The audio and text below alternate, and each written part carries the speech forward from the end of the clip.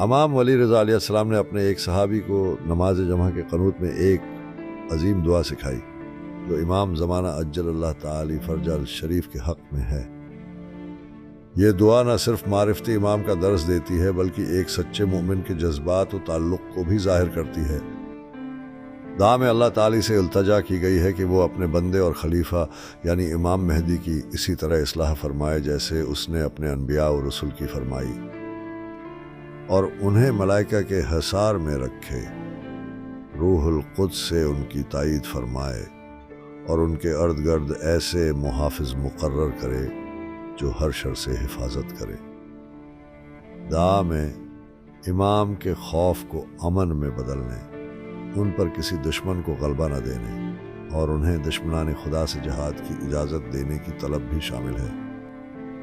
آخر میں مومن امام کی نصرت کا شرف مانگتا ہے، مجھے ان کے مددگاروں میں قرار دے۔